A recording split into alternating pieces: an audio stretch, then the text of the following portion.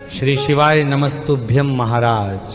आप सभी लोग जानते हैं कि निर्जला एकादशी आने वाली है और यह एकादशी सभी एकादशियों में सबसे बड़ी एकादशी मानी जाती है, क्योंकि इस एकादशी के व्रत को रखने से हमें कई सारी एकादशियों का फल एक साथ मिल जाता है। और ऐसा माना जाता है कि यह एकादशी व्रत कठिन व्रतों में से एक भी माना जाता है, क्योंकि इस व्रत में ना तो जल ग्रहण किया जाता है और ना कुछ खाया जाता है। जो भी लोग इस निर्जला एकादशी के व्रत को पूरे नियम और पूरे विश्वास के साथ रखते हैं, उन्हें इस व्रत को रखने का संपूर्ण फल भी मिलता है। आइए महाराज, सबसे पहले हम ये जान लेते हैं कि इस बार निर्जला एकादशी का व्रत कब रखा जाएगा, इसकी तिथि कब से शुरू होगी और कब समाप्त होगी।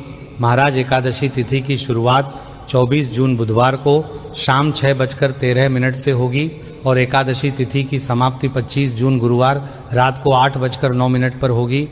ऐसे में उदया तिथि के अनुसार और सारे नियमों को देखते हुए इस बार निर्जला एकादशी का व्रत सिर्फ और सिर्फ 25 जून गुरुवार के दिन ही रखा जाएगा।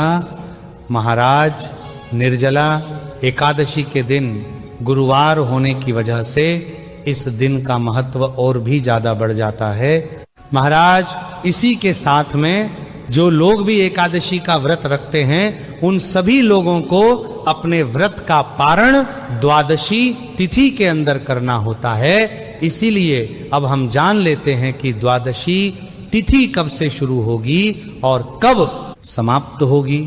महाराज, द्वादशी तिथि की शुरुआत 25 जून गुरुवार को रात 8:10 से होगी और द्वादशी तिथि की समाप्त 26 जून शुक्रवार को रात 10:22 पर होगी। महाराज, ऐसे में द्वादशी तिथि शुरू होते ही हरिवासर का समय भी शुरू हो जाएगा और हरिवासर के समय में कभी भी हमें अपने व्रत को नहीं खोलना चाहिए। हरिवासर का समय जब समाप्त हो जाए उसके बाद ही अपने व्रत का पारण करना चाहिए। तो इस बार हरिवासर का समय 26 जून को सुबह 2:20 पर समाप्त होगा।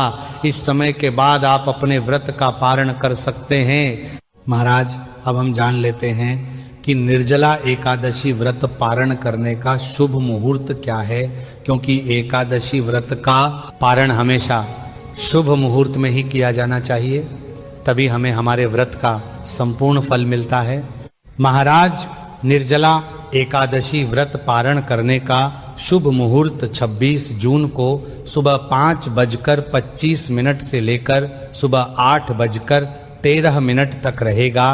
इसी बीच में आप लोगों को निर्जला एकादशी व्रत का पारण करना है और व्रत पारण करते समय आप गंगा जल या भगवान के किसी प्रसाद का उपयोग करके या आंवले का प्रयोग करके व्रत को खोल सकते हैं। महाराज, निर्जला एकादशी व्रत कठिन व्रतों में से एक माना जाता है, क्योंकि इस व्रत में आप लोग बिल्कुल भी पानी नहीं पी सकते और कुछ खा भी नहीं सकते हैं, क्योंकि अन्य एकादशियों में हम लोग पानी पी सकते हैं, फलहार कर सकते हैं, पर निर्जला एकादशी में कुछ खाया पिया नहीं जाता है, क्योंकि इसके नाम में ही हमें ये बात समझ आती है। महाराज, इसी के साथ में जो भी लोग निर्जला एकादशी का व्रत रखने वाले हैं, उन्हें पूरे 3 दिनों के नियमों का पालन करना होगा, जिसमें सबसे पहले आप लोगों को दशमी तिथि के दिन एक समय भोजन करके तुलसी जी में जल देना होगा और तुलसी पत्र भी तोड़ लेना होगा। इस दिन आप लोगों को शुद्ध और सात्विक भोजन करना है और कोशिश करें कि इस दिन आप एक ही समय भोजन करें और इस दिन चावल का सेवन भी ना करें।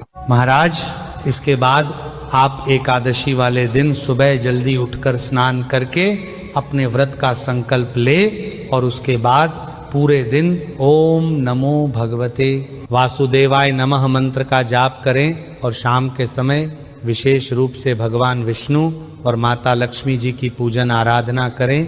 महाराज, इसके बाद में अगले दिन द्वादशी तिथि में शुभ मुहूर्त में आपको निर्जला एकादशी व्रत का पारण करना है।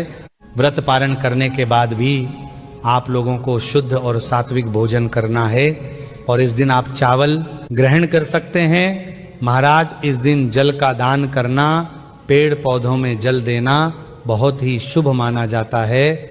महाराज जब कई सारे लोगों के मन में यह प्रश्न आता है कि निर्जला एकादशी में अगर हम लोगों को सुबह हाथ मुंह धोना है और कुल्ला करना है तो उस स्थान पर क्या हम लोगों का व्रत टूट जाता है? महाराज निर्जला एकादशी के व्रत में 2 जगह अगर आप अपने मुंह में पानी लेते हैं तो इससे आपका व्रत नहीं टूटता है, खंडित नहीं होता है। सबसे पहले अगर आप निर्जला एकादशी व्रत में सुबह उठकर कुल्ला करते हैं या अपना हाथ मुंह धोते हैं या स्नान करते हैं तो उस जगह पर आपका व्रत नहीं टूटता है।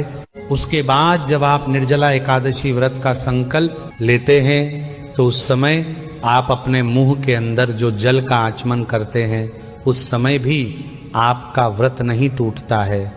महाराज इसके अलावा अगर आपको पूरे दिन भर में कभी भी ऐसा महसूस हो कि अब आपसे प्यास ज्यादा सहन नहीं हो रही है तो उस जगह पर आप एक सूती कपड़ा लेकर उसको गीला कर कर उसे अपने होठों पर लगा सकते हैं, जिससे कि आपको प्यास से आराम मिलेगा।